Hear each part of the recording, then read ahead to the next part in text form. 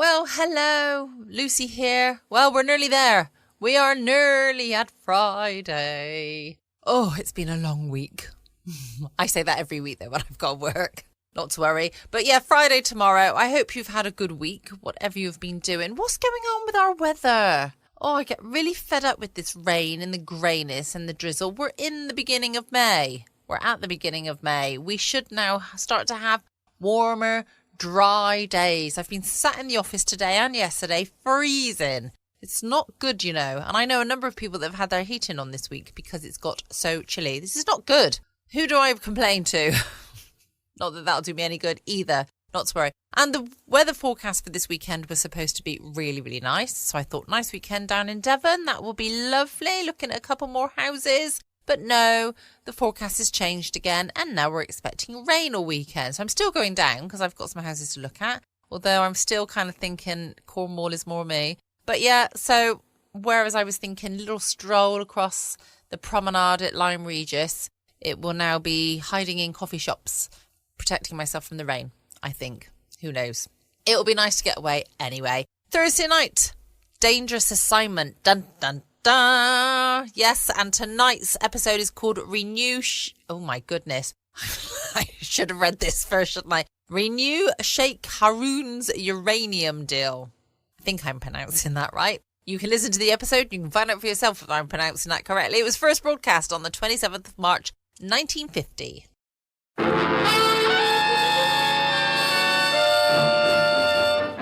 Dangerous Assignment, starring Brian Donlevy as Steve Mitchell.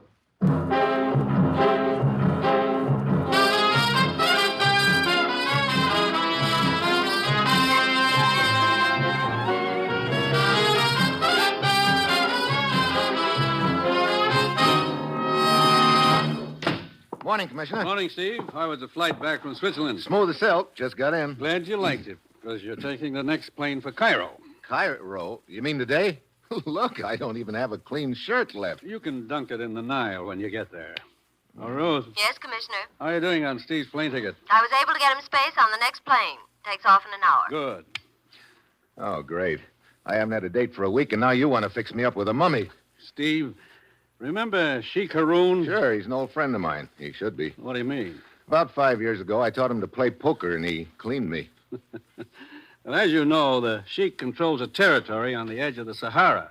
He has a walled city there. Yeah, I was there once. Quite a joint. We think there's uranium ore in his territory. Oh, you don't think the Sheik's making himself an A-bomb, do you? No, but we do know that 6 months ago we concluded an agreement permitting representatives of several countries to explore and develop the area. That agreement expires next Wednesday, and the Sheik has suddenly refused to renew it or even see our representatives. Yeah, sound like someone upped the ante, huh? Yes. Apparently these other interests have the inside track with him right now. We want you to change all that. Oh, great. Sounds like a cinch. Where is the Sheik now? In his walled city? No. According to our information, he's staying on his houseboat in the Nile at Cairo right now. Steve, get to the Sheik. What you say to him is up to you, but it's vital that our agreement with him be renewed. Well, that's it. You got your assignment, Steve? Yeah, I know. Good luck.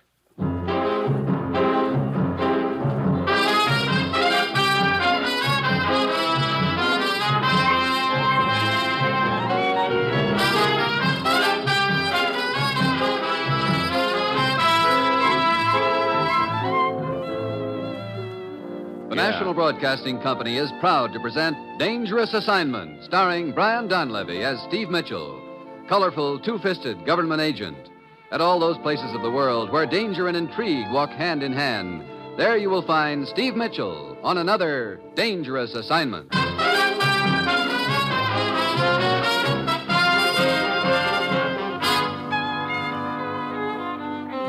Yeah, this assignment's really a cinch.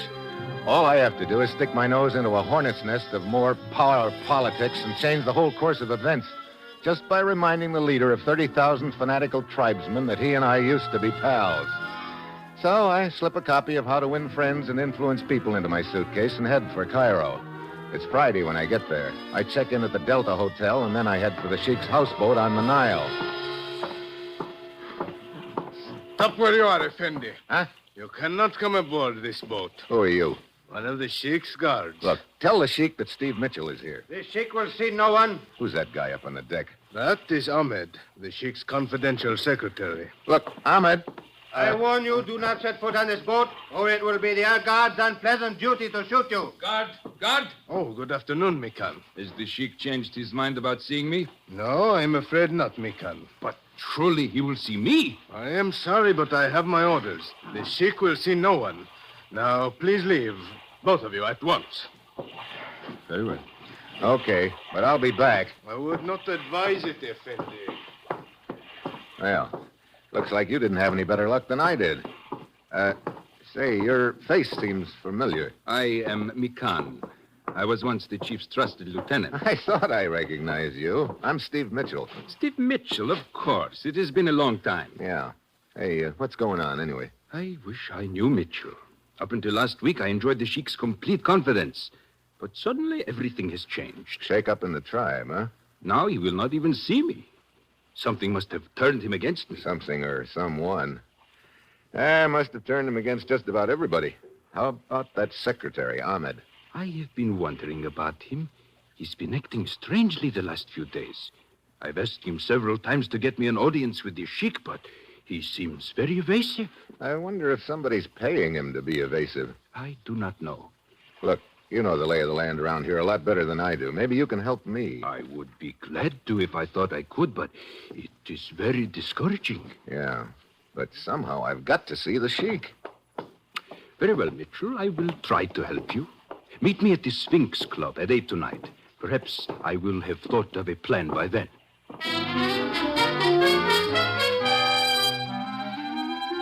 I get back to my hotel just in time to see a figure that looks like Ahmed scooting through the lobby. In my room, there's a bowl of fruit on the table with a note, compliments of the management. I pick out an apple and start for the window, thinking about the whole deal. Then, suddenly, I quit thinking and start listening. A sound is pecking away at my ears. A faint sound, but it keeps up. Then it registers. I whirl around. It's coming from across the room, the table, the bowl of fruit. I grab the bowl, run to the window, open it, and then I heave it out in the garden below.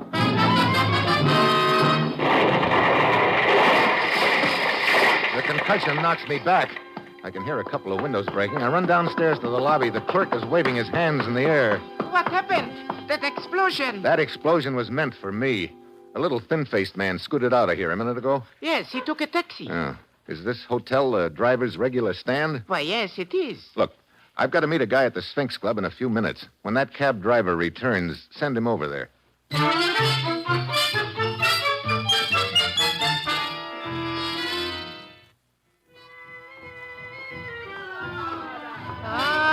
Welcome to my humble Sphinx Club, sir.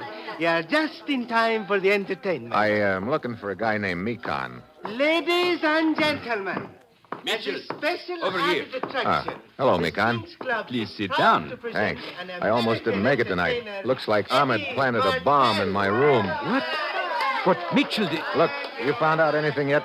only that the Sheik is no longer on his houseboat. That doesn't do us much good. Huh? Hey, who's that guy out there talking about Hollywood? His name is Eddie Martell, a very clever entertainer. Listen to him. I think you will find him amusing. I'd like to give you my humble impression of a few American movie stars, so let's see if you can recognize them. Now, can I have your attention, please? All of you at the back of the room there? All right. Now, how about this impression?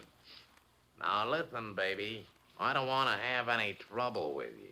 We do it my way or we don't do it at all. Oh, Hey, you're he's not really bad. sharp He tonight. seems to be very popular yeah, here. That's right. Let's try this one now. Yeah. Now, see here.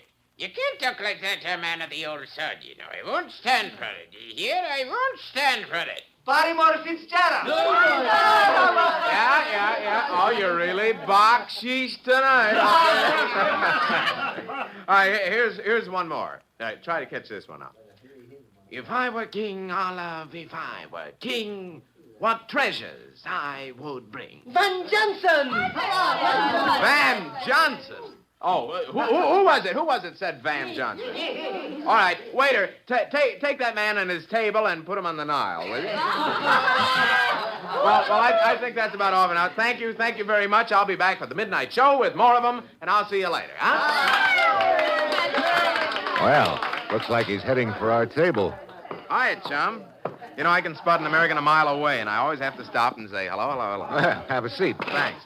Eddie Martell's the name. Steve Mitchell. This is Mikan. Hi. Allow me to compliment you on your act, Mr. Martel. Yeah, it's pretty good. It's just an act. If you got it, you can impersonate almost anybody. Now, take you, for instance, Mr. Mitchell. I haven't heard much of your voice, but... I think this might sound something like it, huh? Is that close? Not bad. Mitchell Effendi. Steve Mitchell. Over here. There is a telephone call for you. For me? Are you sure? Yes, sir. If you will come with me. Okay. Excuse me, I'll be back in a minute. Yeah, sure. Of course. Where is the phone? In the back room. Mitchell Effendi, a cab driver came in here a minute ago. He said you wanted to see him. Oh, yeah, I do. Here we are. There is the phone over on the table. I will send the cab driver back when you are through with your call. Okay, thanks. Hello? Good evening, Steve Mitchell. Sheikh Haroun. Hey, where are you? Here in Cairo. Look, I've been trying to see you. I know. I have been kept informed as to your movements. That mining agreement expired. I am well aware of that, but I have no intention of renewing it. I intend to make other arrangements. Look, won't you at least let me talk to you about it? It will do no good, Mitchell. And let me advise you for the last time to let the matter drop. If you do not, if you persist in interfering, then I cannot be responsible for the consequences. Look, forget that I once saved your life. Just remember, I taught you to play poker. Now, at least you owe me a chance to Goodbye, talk. Mitchell. Later tonight, I am returning to my walled city. Wait a minute. Oh, great. Mr. Mitchell, sir? Huh? Oh, are you the cab driver? Yes, sir. The hotel clerk said you wished to see me. Yeah. You picked up a little thin-faced guy named Ahmed in front of the hotel about an hour ago. Where'd you take him? I have written the address on this piece of paper, sir. Oh, thanks. Here, this is for your trouble. Thank you, Yeah, sir. after I Thank close you. here, I'll be heading for the States again, I guess. I imagine it will seem good to get back home. Oh, Mitchell. Hey, Martel, Huh? how'd you like to make a few extra bucks? You kidding? Is it honest, and who cares? I think I might have a little job for you in a few minutes. Yeah, okay. See you in my dressing room, okay? That's a deal. What is this all about, Mitchell? Look, Mikan, that phone call just now was from the Sheik. What? Where is he? Somewhere in Cairo, but he's leaving for his walled city. That means we've got to act tonight. But I still do not understand what you wish with this Eddie Martel. Look, he's an impersonator. He could imitate my voice on the phone. Imitate your voice. That's right. I want Martel to call Ahmed, make believe he's me, and tell Ahmed I know he planted that bomb and I'm on my way over to settle things with him. But what will that accomplish? Well, I'm going to be right across the street from Ahmed's place when he gets that call. If he's working under the Sheik's orders, he'll probably get panicky and run to the Sheik. I'll follow him. If he's working for somebody else, he'll probably run there. I'll still follow him. I see. Well, I hope it works. In the meantime, Mitchell, I will continue my efforts to see the Sheik. Okay. If you do locate him, tell him I know I'm trying to fill an inside straight, but I think he owes me at least a chance to draw to it. I do not think I understand your message, Mitchell. Maybe not, but I think the Sheik will. Well, I'll see you later, Mikan. So I make the deal with Eddie Martel to call Ahmed at 9. I pay the guy across the street $5 to let me roost on his roof. It's a good spot. I can look right into Ahmed's room. At 5 to 9, a girl comes in. She's wearing a red dancing skirt. She and Ahmed seem to be talking about something pretty important. 9 o'clock comes. 9:15. Still no phone call. I wait until 9:30, and by then I'm sure something has gone wrong with my plan. I go back to the Sphinx Club and head for Eddie Martel's dressing room. There's a man standing in front of the door. What do you want? I want to see Eddie Martel. Why? Who are you? Steve Mitchell. Now, look, if it's okay with you, I want to see Eddie Martel. Is he in the dressing room? Yes. And it is quite all right with me if you wish to see him, Mr. Mitchell. There he is. Oh, brother. Not a very pretty sight, is it? Well, I guess he won't be impersonating anybody from now on. Now, please tell me why you wish to see Eddie Martel. What is it to you? Oh, allow me. I am Lieutenant Abura of the Cairo Police. Well, Lieutenant, as long as we're laying credentials on the table, here are mine. I see. Why are you in Cairo, Mr. Mitchell? I've been trying to see Sheikh Haroun. You think the Sheik is involved in this killing? It looks like it. His boy Ahmed planted a bomb in my room. I see. Mitchell, you are aware of Sheik Harun's power. Are you prepared to confront him with an accusation? No. I'm just trying to confront him, period. Without more evidence, I cannot help you. All right. I think I know where I can get the evidence. The hard way. The Sheik's secretary, Ahmed. Come then. Let us pay him a visit.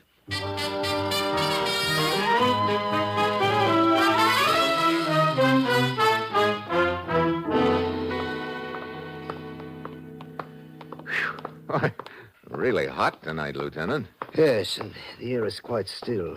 These weather conditions usually signify the start of the Khamsin. Khamsin? What's that? A blinding sandstorm from the Sahara. Oh, fine.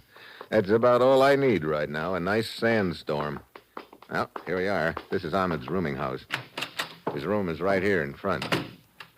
Mitchell, yeah? We will enter without knocking. I suggest you be prepared for anything. Yeah. Hey, wait a minute. Look, there on the floor. Yes. This is Ahmed. It was Ahmed before he collected that slug. Well, Lieutenant, now do we see the Sheik? Yes. Where is he? Somewhere in Cairo. Mikan may be able to help us. Mikan? Yeah, he was the Sheik's second in command. He's checking some places the Sheik might be here in town. Hey, wait a minute. There's one other. Who is that? The dancing girl in the red skirt who came to see Ahmed while I was watching his room. I've got to find her. Mitchell, do you realize how many dancing girls there are in Cairo? Sure. Be like trying to find one tree in a forest, I suppose. But it's all I've got to go on right now. Oh, I'll check with you later, Lieutenant.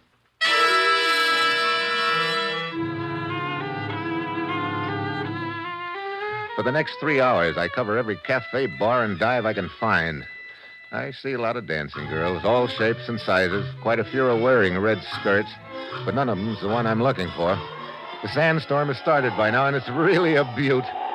Finally, I give up and head back to my hotel room. I open the door, and there's the person I'd just been turning Cairo upside down to find, the girl in the red dancing skirt.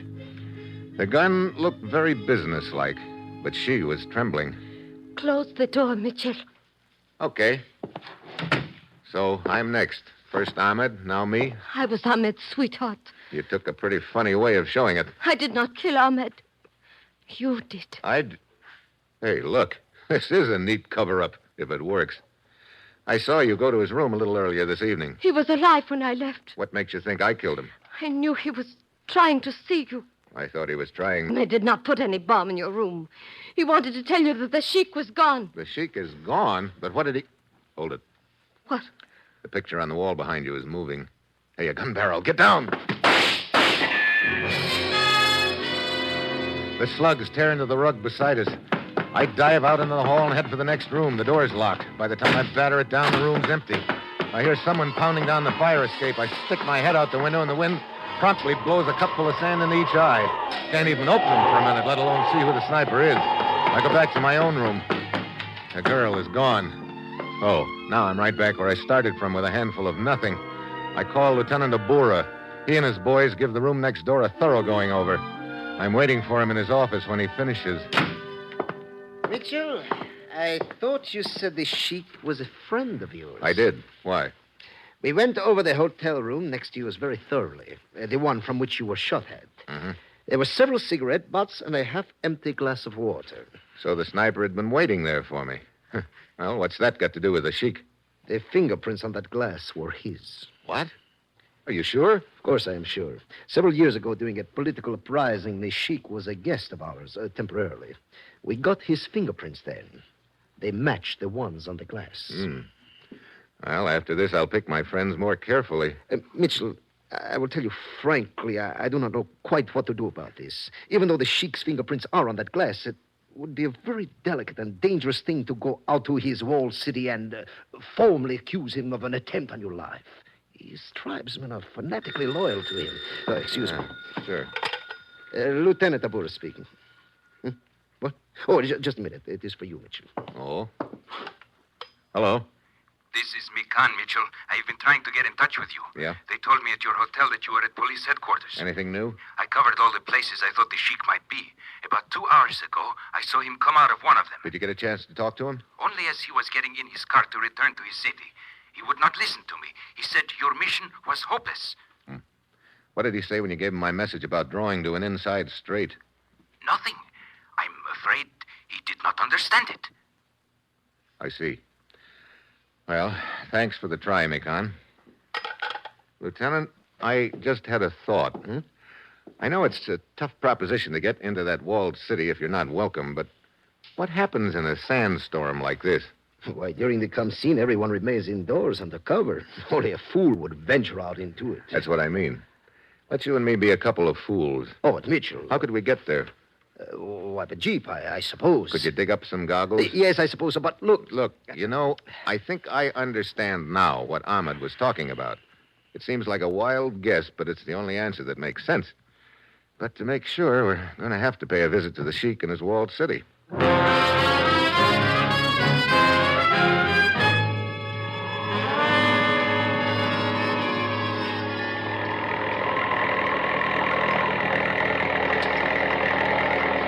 There are the walls just ahead, Mitchell. Yeah, come on.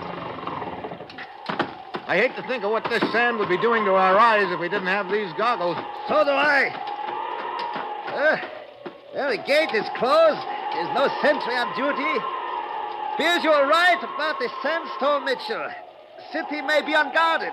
Yeah, come on, let's find a place to climb this wall. It's too high to jump, about 12 feet. Mitchell, many things about this I do not understand. Me too. But I think it's beginning to fall into place. Hey, wait. There are a few missing rocks in the wall here. Maybe I can get enough for a handhold. I'll give it a try. Mitchell, be careful. If a guard sees you on the wall, he will shoot instantly. Yeah, I know. Here's another hole.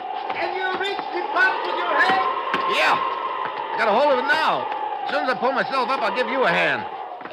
Hey, I got a hold. Yes. Can you reach my hand? Yes. Here you go. Oh, thank you. Okay. We'll drop down just inside the wall here. I'll go first. Come ahead. Very well. This wall shelters us from the wind a little. Yeah. Now, look. There's a secret entrance to the Sheik's chambers. He showed it to me when I was here 5 years ago. Where is it? Right around the corner of that building over there, I think. Now, we'll be crossing about 20 feet of open space, but we've got to take a chance. You ready? Yes. Let's go. Mitchell, we have been seen. Yeah. Get behind the corner of the building here. Come on. Here we are. Now, you press one of these rocks, and it's supposed to open the door. Hurry, Mitchell, hurry. I've got it. Quick. Get inside. Okay, pull the door shut behind you. I cannot see a thing. Turn on your flashlight. Good. Now, up this flight of stairs. Yeah, this leads to the Sheik's chambers? Yeah. That guard who saw us, he will... We're taking a chance that he doesn't know about that secret entrance. Okay. This door takes us right into the Sheik's room. Now, get ready for anything, Lieutenant.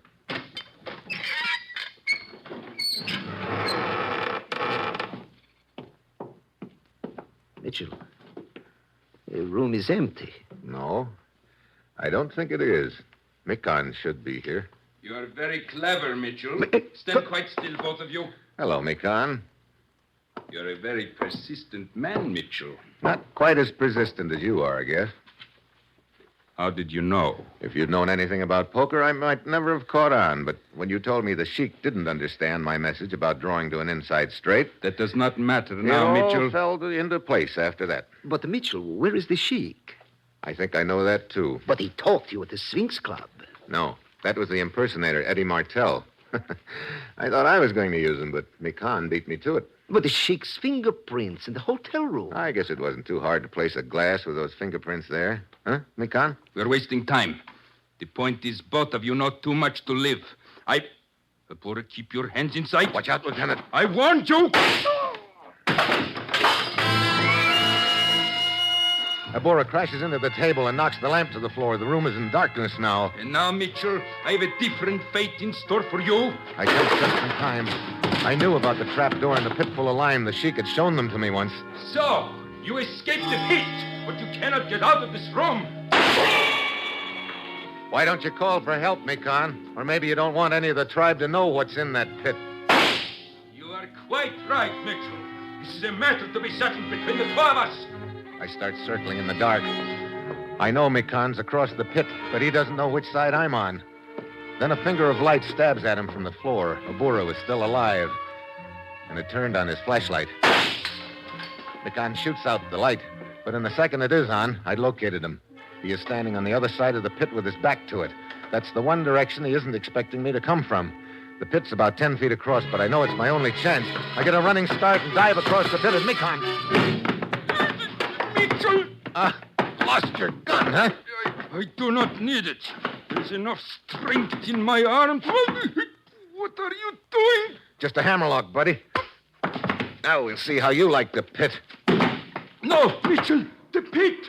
No. Please, Mitchell, do not drop me. Don't worry, Mikan. I've got a hold of you by one hand. I want to keep you nice and alive. Do not let go of me. Do not let go. Mitchell. Yeah, Lieutenant. Breaking down the door. Good. Joseph, bring in the light, quickly. It is a guard. Keep him covered for a minute, Lieutenant. Yes. Stand back, both of you. What is the matter? God, get me out of here. If he takes one step towards me, I'll drop you, Mikan. No, God, stay where you are. Mitchell, I'm slipping. You'll slip more than that if I let go of your arm. Hang on to me. Sure. Just tell these guards what you did with the Sheik. No, guards, do not listen to him. Pull me out. Okay, Mikan. I'll just let go of you and then... No. Go on, open up, spill it. What is this about the Sheik? You told us he was ill, Mikan. Start talking and you'll be right down there with him. The Sheik is dead. Dead? Keep talking. I killed him. What? Okay, guard, help me pull him out. You got a hold of him? Yes. Here we go.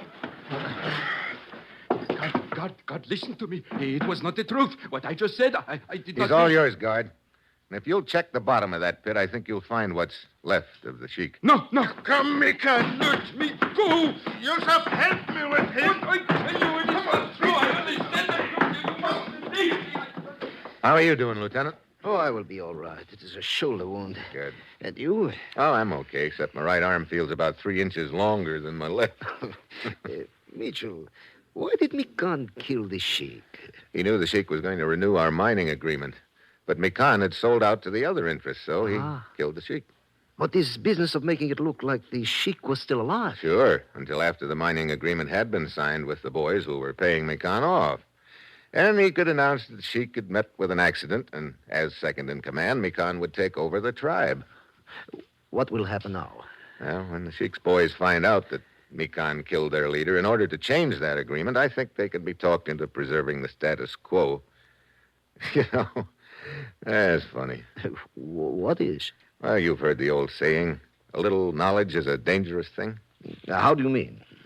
Well, Mikan knew more about poker than he realized. He knew how to bluff, and that's a large part of the game. But if you're going to play a game, you better know all about it. Mikan should have known what an inside straight was. I see. Just what is an inside straight? Huh? You mean you don't know anything about poker either? No, not a thing. Ah, that's very interesting. Come on. You start the school as soon as we get back to Cairo. It may be that I've found me a pigeon. Pigeon? That's an American term meaning... Well, I think I'll let you find out what it means soon enough. Come on. Very well.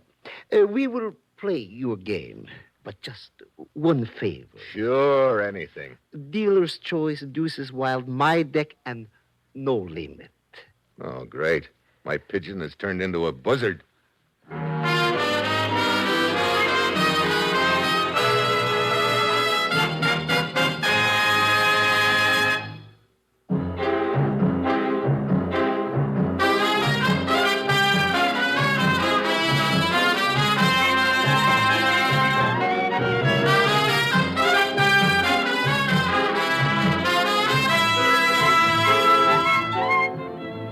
have just heard another episode in the exciting new adventure series, Dangerous Assignment, starring Brian Donlevy as Steve Mitchell. Dangerous Assignment is written by Bob Reif, with music by Bruce Ashley, and is directed by Bill Karn. Be with us again next week at this time when Brian Donlevy, starring as Steve Mitchell, will embark on another dangerous assignment.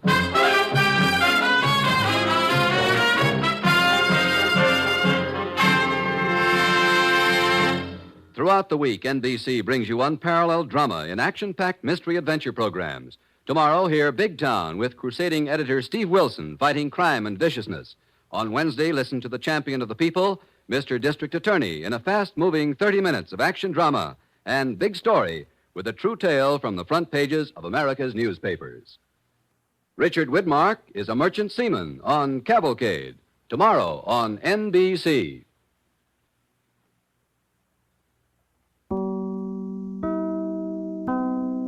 Welcome back. I hope you enjoyed the latest episode of Dangerous Assignment. Dun, dun, dun.